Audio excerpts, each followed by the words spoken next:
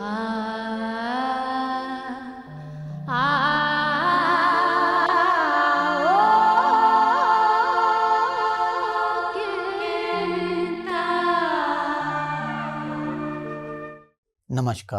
तुंदा सभनें दा इग्नू ते भारती भाशा संस्थान मैसूर द्वारा बनाए गेदे स्वयं दे इस डोगरी कोर्स च निग्घा स्वागत है। इस पाठ च डोगरी वाक्य संरचना बारे गल कीती जाग, जिस दे अधीन अस डोगरी वाक्य अर्थ, तत्व ते संरचना जानी सरल, संयुक्त ते मिश्र वाक्य बनाने दी प्रक्रिया गी समझगे। डोगरी च वाक्य किस चाल्ली बनदे न, उं'दे च केह् व्याकरणिक नियम न ते डोगरी वाक्यें दी मौलिकता गी हिंदी जां होर भाशाएं थमां बक्खरा कि'यां बनाया जाई सकदा है जां बनाई रक्खेआ जंदा है। बनकदे फबदे वाक्य बनाने कन्नै ना सिर्फ भाशा गी ज्ञान दी मजबूती मिलदी है, सगुआं व्यवहारिक जीवन च गल्लबात गी होर भी रोचक ते असरदार बनाने दी जाच गी भी हैल पानी लगदा है। इस पाठ दे राहें विद्यार्थियें गी डोगरी वाक्य संरचना, वाक्यें दे भेद, क्रिया, प्रयोग, काल, लिंग, वचन ते होर व्याकरणिक तत्वें दी बुनियादी समझ भी दित्ती जाग ते कन्नै गै व्याकरणिक दृष्टिकोण कन्नै बक्ख-बक्ख उदाहरणें ते गतिविधियें दे राहें एह् बी दस्सेआ जाग जे डोगरी च वाक्यें गी किस चाल्ली सरल, स्पष्ट, संक्षिप्त ते सटीक बनाया जंदा है। इस चाल्ली एह् विशे डोगरी भाशा दे व्यवहारिक अध्ययन दी दिशा च इक मजबूत गैं है, जेह्दे कन्नै भाशा पढ़ने पढ़ाने गी सरल, सरोखड़, रोचक ते उपयोगी बनाया जाग। भाशा सिर्फ संचार दा माध्यम नहीं है, बल्कि एक समुदाय दी सांस्कृतिक चेतना, सोच दी शैली ते समाजिक संरचना दी अभिव्यक्ति है। जम्मू कश्मीर दे एक बड्डे सांस्कृतिक घटक दे तौर पर जानी जाने आह्ली डोगरी भाशा अपने आपै च शब्दें दी सहजता, भावनाएं दी गहराई ते अभिव्यक्ति दी स्पष्टता दा उदाहरण है। वाक्य निर्माण भाशा संरचना दा एक अत लाजमी पहलू है, जेह्ड़ा विचारें गी सुसंगत यानी बनकदा, फबदा, प्रभावी ते साफ तौर पर पेश करने च मदद करदा है। वाक्य दा अर्थ कोई भी वाक्य तात्विक रूपें कन्नै पूर्ण अर्थ दा बोध नहीं करांदा है। एह् विचारधारा दा इक अंश होंदा है।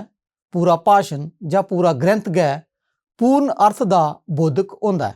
उसी अस काव्य, महाकाव्य जां उसदी कोई होर विधा दा नांऽ देई सकने आं।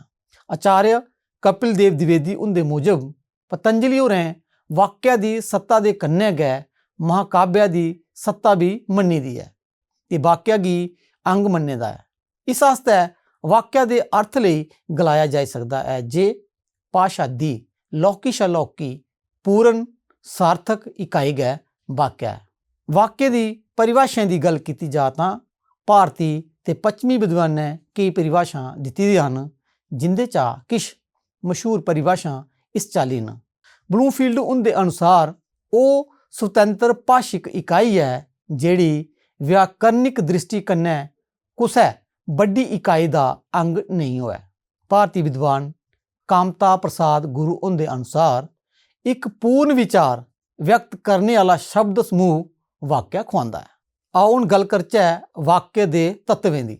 आचार्य कुमारिल भट्ट होरें वाक्य दे त्रै तत्व आकांक्षा, योग्यता ते आसक्ति गै लाजमी मन्ने दे न ते इ'नें गी गै वाक्य दे लाजमी तत्व मन्नेआ जंदा है। डोगरी वाक्य निर्माण लेई असें गी च'ऊं बड्डियें गल्लें गी समझने दी लोड़ होंदी है। ओह् न वाक्य दे हिस्से, जिह्दे च कर्ता, क्रिया ते कर्म औंदा है। नंबर 2 शब्दें दा क्रम। नंबर 3 लिंग, वचन ते काल दा स्हेई प्रयोग ते नंबर 4 भावना ते स्थिति दे मुताबक शब्दें दा चुनाव। आओ हुण अस गल करने आं वाक्य दे हिस्सें दी, जिह्दे च कर्ता, क्रिया ते कर्म होंदे न। डोगरी वाक्य निर्माण दी नींह इ'नें त्र'ऊं मुक्ख घटकें उप्पर आधारत होंदी है। सभनें शा पैह्लें कर्ता, जिसी अंग्रेजी च सब्जैक्ट गलाया जंदा है। वाक्य दा एह् ओह् भाग है ਜਿਹੜਾ ਕਿਰਿਆ ਕਰਦਾ ਹੈ ਇਹ ਆਮ ਤੌਰ ਉੱਪਰ ਸੰਗਿਆ ਜਾਂ ਸਰਬਨਾਮ ਹੁੰਦੇ ਨੇ। ਉਦਾਹਰਨ ਵਾਸਤੇ ਦੇਖੋ, ਰਾਮ ਕਿਤਾਬ ਪੜਾ ਕਰਦਾ ਹੈ, ਹਿੰਦੀ ਚ ਹੋਗਾ ਰਾਮ ਕਿਤਾਬ ਪढ़ रहा है। ਨੰਬਰ 2, क्रिया या वर्ब, ਜਿਹੜਾ ਕੰਮ ਜਾਂ क्रिया ਉਹ ਆ ਕਰਦੀ ਹੈ ਉसी ਦਰਸਾने वाला शब्द ਇਹ ਕਾਲ ਲਿੰਗ वचन अनुसार बदलता है। उदाहरण देखो, ਉਹ खा करदा है, हिंदी में होगा वो खा रहा है। ਤੇ ਤੀਆ ਹੈ ਕਰਮ, ਜਿਸੇ ਅੰਗਰੇਜ਼ੀ ਚ ਆਬਜੈਕਟ ਗਲਾਇਆ ਜਾਂਦਾ ਹੈ, ਜਿਹਦੇ ਉੱਪਰ क्रिया ਦਾ ਪ੍ਰਭਾਵ ਪਾਉਂਦਾ ਹੈ ਉਹ कर्म ਖਵਾਉਂਦਾ है। उदाहरण देखो, मैं सेब खा करना हाँ, हिंदी में होगा मैं सेब खा रहा हूँ। एक सरल डोगरी वाक्य की संरचना अक्सर करता कर्म ते क्रिया कन्नै होंदी है। जियां तुस देखो, मीना दूध पिया करदी है, हिंदी में होगा मीना दूध पी रही है। अब हम बात करते हैं वाक्य में शब्दों के क्रम की। डोगरी भाषा च अक्सर वाक्य संरचना हिंदी आंगर गै सब्जैक्ट ऑब्जैक्ट वर्ब होंदी है, यानी SOV। शब्दों का क्रम सही नहीं होया तां वाक्य का अर्थ बदली जाता है जां भ्रमित हो सकता है। उदाहरण देखो, मैं चिट्ठी लिखना हाँ, सही क्रम है।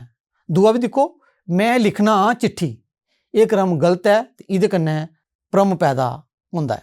विशेष ध्यान दिओ, जे विशेषण यानी एडजैक्टिव, क्रिया विशेषण यानी एडवर्ब ते संबंध सूचक शब्द भी सही क्रम च आउण, जिहदे कन्नै अर्थ स्पष्ट ते असरदार होवे। आओ हुण गल करचै लिंग वचन ते काल दा सही प्रयोग। डोगरी च क्रिया ते विशेषण कर्ता दे लिंग वचन ते काल दे अनुसार बदलदे न। जेकर इंदा प्रयोग गलत होई जा तां वाक्य व्याकरण की दृष्टि कन्नै त्रुटिपूर्ण ते हास्यास्पद हो सकता है। उदाहरण देखो, पहले गल करने अस लिंग दा प्रभाव। ओ खाई चुके दा है, वह खा चुका है। ओ खाई चुकी दी है, वह खा चुकी है। हुण वचन का प्रभाव देखो, अस किताब पढ़ने हाँ, हिंदी में होगा हम किताब पढ़ते हैं। ओ किताब पढ़ता है, वह किताब पढ़ता है। काल का प्रभाव देखो, मैं बाजार गया, ये भूतकाल है, मैं बाजार गया। मैं बाजार जन्ना हाँ, ये वर्तमान है, हिंदी में होगा मैं बाजार जाता हूँ। भविष्यकाल में होगा मैं बाजार जाऊँ, हिंदी में होगा मैं बाजार जाऊँगा। दोस्तों, ध्यान देने वाली गल ये है जे डोगरी च क्रिया के अंत च ऐ, आ, हा, हे, हियां, गा, गे, गी, ङ जिन्हें रूपें थमां काल ते कर्ता दा संकेत भी मिलता है। आओ हुण गल करचै भाव ते स्थिति के अनुसार शब्द चुनाव।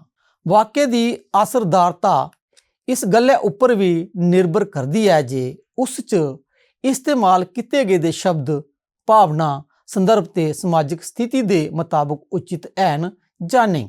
पहले अस गल करने औपचारिक जां अनऔपचारिक शब्दों का चुनाव। जियां देखो, वाक्य राय तुस केड़े ग्रां रहिंदे हो, ये वाक्य औपचारिक है, आप किस गांव में रहते हैं। दूआ वाक्य देखो, तू कुत्थे रहना है, ये वाक्य अनऔपचारिक है, हिंदी में इसका होगा तू कहाँ रहता है। ख देखो, भावनाओं के अनुसार चुनाव, गुस्सा व्यक्त करने पर डोगरी च वाक्य है तू इयां गै रौना है। दूआ देखो, प्रेम कन्नै बोलना होया तां मेरे बच्चे तू इयां गै रौना है कि। ग देखो, स्थानीय जां सांस्कृतिक संदर्भ के अनुसार चुनाव। वाक्य देखो, बाहरली पट्टी वाल पासे चलचै, हिंदी में होगा चलिए गांव के बाहरी हिस्से की ओर। यह चुनाव वाक्य की सटीक प्रभावशाली बनाता है। आओ हुण गल करचै वाक्य के भेद ते उसके ढांचे की। वाक्य के भेद कई होंदे न ते बखरेवें के आधार पर कई आधार भी होंदे न। आओ रचना के आधार पर वाक्य की गल करचै। रचना के आधार पर डोगरी वाक्य त्रौं चालियां दे होंदे न, सरल, संयुक्त ते मिश्र जां मिश्रित वाक्य। सबने से पहले अस गल करने सरल वाक्य की, जिसकी अंग्रेजी च सिंपल सेंटेंस गलाया जाता है, इसकी साधारण वाक्य भी गलाया जाता है। ये वो वाक्य होंदे न जिंदे च एक उद्देश्य होंदा है ते एक विधेय होंदा है, अर्थात एक कर्ता ते एक क्रिया होंदी है। जियां वाक्य देखो, मैं स्कूल जा करना हाँ, ते इहदा हिंदी अनुवाद होग मैं स्कूल जा रहा हूँ। डोगरी च देखो, जागत पढ़दा है, लोग दिखदे न, कुड़ी लिखदी है। ये सरल वाक्य के उदाहरण है। आओ हुण गल करने संयुक्त वाक्यों की, जिसकी अंग्रेजी च कंपाउंड सेंटेंस गलाया जाता है। संयुक्त वाक्य च एक थमां मते प्रधान उपवाक्य होंदे न। इन्हें प्रधान उपवाक्यां दे कन्नै किश मतहत उपवाक्य भी होंदे न। विद्वान कैलाग उंदे अनुसार संयुक्त वाक्य दे सब्भै उपवाक्य एक दूए दे अधीन नहीं होइयै स्वतंत्र होंदे न ते ओह् बरोबर दे सरबंध गी दसदे न। इत्थैं स्वतंत्रता दा अर्थ व्याकरणिक स्वतंत्रता कन्नै है। जियां दिक्खो डोगरी च वाक्य है, मैं कताब पढ़ी ते होमवर्क किता। एदा हिंदी अनुवाद होग, मैंने किताब पढ़ी और होमवर्क किया। दूआ वाक्य देखो, राम रुट्टी खा करदा है ते शाम चाह पिया करदा है। एदा हिंदी अनुवाद होग, राम रोटी खा रहा है और शाम चाय पी रहा है। अगला वाक्य देखो, मैं जिसलै उत्थे पुज्जा तां ओह् खाई बैठे दा हा। जागत लिखा करदा है ते कुड़ी पढ़ा करदी है। ये अगला वाक्य है। आओ हुण गल करचै त्री किस्म दी वाक्य दी, मिश्र वाक्य दी, जिसकी अंग्रेजी च कंपलैक्स सेंटेंस गलाया जाता है। जिसलै कुसै विशे पर सबूरा विचार पेश करने आस्तै केई सरल वाक्यें गी मिलाइयै इक वाक्य दी रचना करनी पौंदी है तां नेव रचे गेदे वाक्यें गी मिश्रित वाक्य गलाया जंदा है। डॉक्टर कृष्ण कुमार गोस्वामी हुंदे मुजब मिश्रित वाक्य उसी गलांदे न जिहदे च इक थमां मते सरल वाक्य जां उपवाक्य होंदे न और एह् वाक्य इस चाल्ली जुड़े दे होंदे न जे उंदे च इक उपवाक्य प्रधान होंदा है ते बाकी उसदे आश्रित होंदे न। जियां डोगरी च उदाहरण देखो, जदों मैं स्कूल गया अदों बरखा शुरू हो गई। एदा हिंदी अनुवाद होग, जब मैं स्कूल गया तब बारिश शुरू हुई। अगला वाक्य देखो, जेड़ा सच्ची लगन कन्नै मेहनत करदा है ओह् हमेशा गै मिट्ठा फल पांदा है। और वाक्य देखो, जेह्दे कोल पैसा होंदा है ओह्दे सब्भै मित्तर बनी जंदे न। एक और वाक्य देखो, बापू आखदा गै रेहा जे सारी कुड़ियें दा ब्याह शैह्र गै करना है, पर माता होर नेईं गै मन्ने। आओ हुण गल करचै लिंग वचन काल दे अनुसार वाक्य च परिवर्तन जां बदलाव।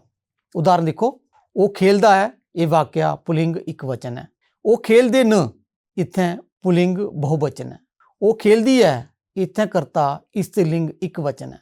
ओह् खेलदियां न, इत्थें करता स्त्रीलिंग बहुवचन है। स्थान जां थार ते समें कन्नै वाक्य दा उदाहरण, मैं कल घर गया, एह्दा डोगरी होना मैं कल घर गया हा। हिंदी दिक्खो, वह सुबह स्कूल जाती है। डोगरी च होना ओह् सवेरै स्कूल जंदी है। हम अब बाजार जा रहे हैं। डोगरी च होना अस हुण बाजार जा करने आं। ते पाठ दे आखिर च एह् गलाया जाई सकदा है जे डोगरी वाक्य संरचना भाशा दी ओह् बुनियाद है जेह्ड़ी विचारें गी साफ, संगठित ते प्रभावशाली ढंग कन्नै पेश करने च मदद करदी है। इस पाठ राहें अस वाक्य दे तत्व, कर्ता, क्रिया, कर्म दे उचित मेल, शब्द क्रम यानी SOV, लिंग, वचन, काल दे सही प्रयोग ते भावना अनुसार शब्द चुनाव जिनें जरूरी पहलुएं गी समझेआ। सरल, संयुक्त ते मिश्रित वाक्यें दी रचना गी समझेआ, जेह्ड़ी डोगरी वाक्य दे भेद समझने च असेंगी माहिर बनांदी है ते लिखने ते बोलने च स्पष्टता पैदा करदी है। इस चाल्ली डोगरी वाक्य निर्माण दी समझ ना सिर्फ व्यवहारिक संचार गी असरदार बनांदी है, सगुआं डोगरी भाशा दी सांस्कृतिक पहचान ते अभिव्यक्ति गी भी मजबूती दिंदी है।